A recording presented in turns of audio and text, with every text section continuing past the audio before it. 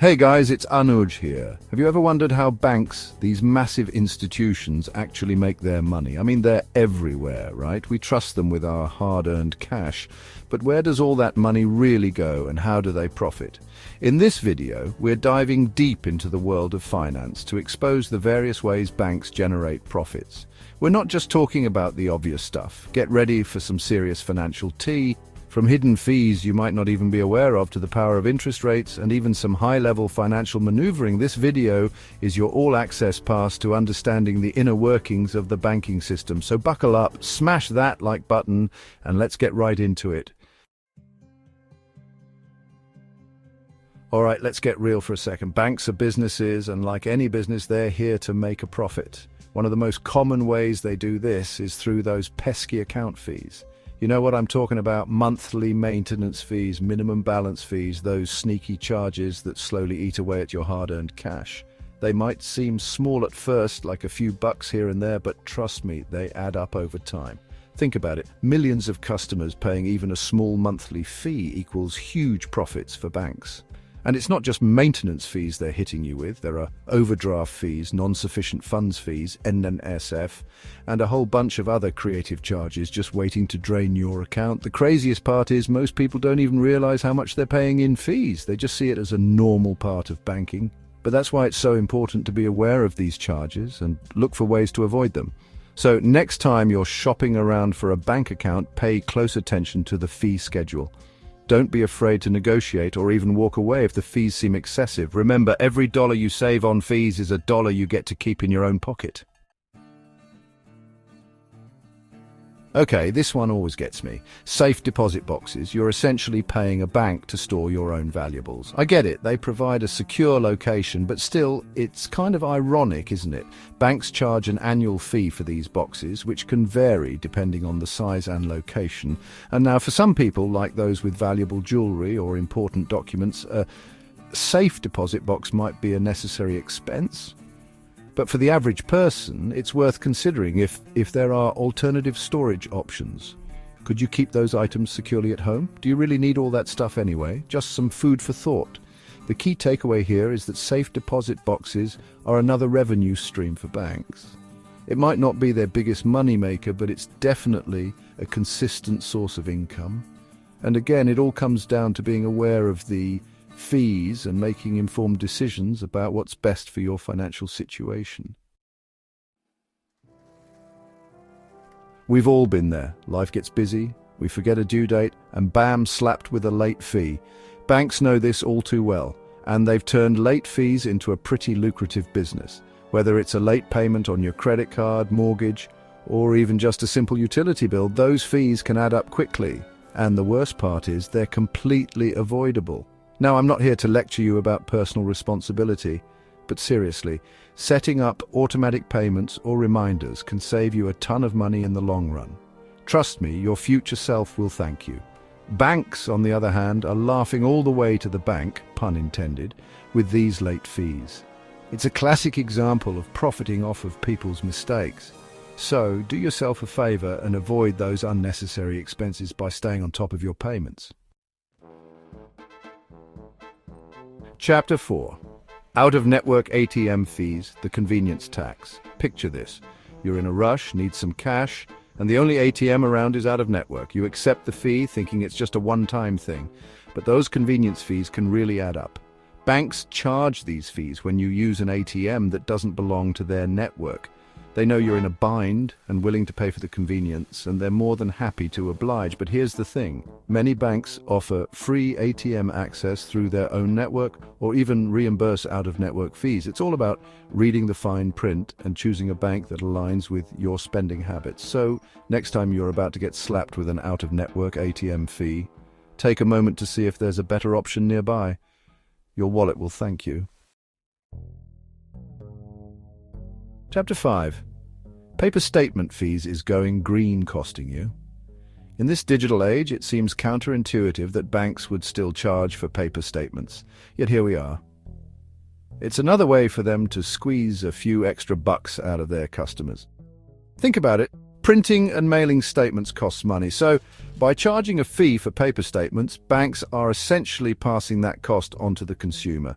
And let's be honest, most of us are just tossing those statements in the trash anyway. Switching to electronic statements is a no-brainer. It's good for the environment, declutters your mailbox, and saves you money. Plus, you can usually access your statements online 24/7, which is way more convenient than waiting for snail mail. Chapter 6. Inactive account fees, the price of inactivity. Ever forget about an old bank account? Maybe one with a few bucks in it that you just never got around to closing? Well, guess what? Banks are making money off your forgetfulness. Inactive account fees are charged on accounts that haven't been used for a certain period. The time frame varies depending on the bank and the type of account, but it's usually anywhere from 6 months to a year. Now, I know it's easy to lose track of accounts, especially if you've moved or switched banks, but it's crucial to keep an eye on your accounts and close any that you're not using. Otherwise, you could be hit with inactivity fees that slowly drain your balance. And in some cases, if the balance drops below a certain amount, the bank might even close the account and charge you a fee for that. So, you've decided to close a bank account. Maybe you found a better deal elsewhere, or maybe you're just fed up with those pesky fees. But before you say sayonara to your old bank, brace yourself for one last expense: account closing fees. That's right, some banks charge a fee just for the privilege of closing your account. It's like a final screw you as you walk out the door. The amount of the fee varies, but it's usually a flat fee of around $25 to $50. Now, not all banks charge account closing fees, so it's always worth asking about it before you close your account. And if they do charge a fee, see if there's any way to waive it. Sometimes they'll waive the fee if you've been a customer for a long time, or if you're closing the account due to a legitimate reason, like moving out of state. Chapter 8. Interest on lending, the bread and butter of banking. Here's where banks really rake in the dough: interest on lending. You see, banks aren't just sitting on piles of cash like Scrooge McDuck. They're lending out that money to other people and businesses, and they're charging interest on those loans. Think about it. Mortgages, car loans, personal loans, credit cards. Banks are making money hand over fist by charging interest on all of these lending products, and the higher the interest rate, the more money they make. Now, I know what you're thinking. But, Graham, don't banks also pay interest on deposits? Yes, they do, but here's the kicker. The interest rate they pay on deposits is significantly lower than the interest rate they charge on loans. That difference, my friends, is called the spread, and it's a major source of profit for banks. It's the whole reason why banking exists. Chapter 9. Interest on deposits, the illusion of free money. Okay, so we just talked about how banks make money by charging interest on loans, but to get that money to lend out in the first place, they need deposits. That's where you and I come in. Banks offer various types of deposit accounts, like checking accounts, savings accounts, and certificates of deposit, and they pay interest on these accounts to incentivize us to keep our money with them. But here's the catch. The interest rates on deposit accounts are typically very low, especially compared to the interest rates they charge on loans. We're talking like a fraction of a percent, which barely keeps up with inflation. So while it might seem like you're earning free money by keeping your money in a bank account, the reality is that you're probably losing purchasing power over time due to inflation. It's important to be aware of this and explore other investment options that offer higher returns, like index funds or real estate. Now, I'm not saying you shouldn't keep any money in a bank account. It's important to have a safe and accessible place to store your emergency fund and short-term savings. But don't let your money just sit there idly. Put it to work for you. Chapter 10. Investment, banking and securities trading, the high-stakes game. Now, for the really big money makers, we need to step into the world of investment banking and securities trading. This is where things get a little more complex, but I'll try to keep it simple. Investment banks are like financial matchmakers. They help companies raise capital by issuing stocks and bonds, and they advise on mergers and acquisitions. They charge hefty fees for these services, often in the millions or even billions of dollars. Securities trading is where banks buy and sell stocks, bonds, and other financial instruments on behalf of their clients or for their own account. They make money by charging commissions on these trades and by profiting from the difference between the buying and selling price. These activities are incredibly risky, but they can also be extremely profitable. It's not uncommon for investment bankers and traders to earn multi-million-dollar bonuses in a single year. However, it's important to note that these activities are also subject to strict regulations, as they can have a significant impact on the global economy. So there you have it. A glimpse into the high-stakes world of investment banking and securities trading. It's not for the faint of heart, but it's definitely a major source of profit for banks.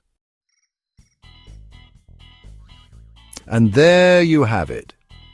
From those sneaky fees to the power of interest and even the high-stakes world of investment banking, these are just some of the primary ways banks make their money.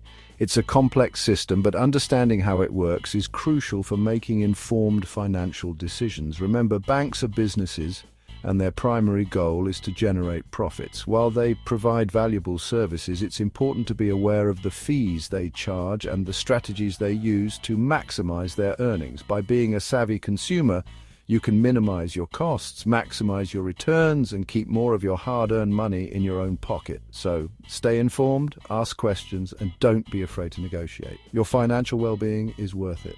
If you found this video helpful, don't forget to like, subscribe, and hit the notification bell for more insights into the world of finance. Thank you for watching. Please subscribe my YouTube channel for more informative videos. Thank you. Have a good day.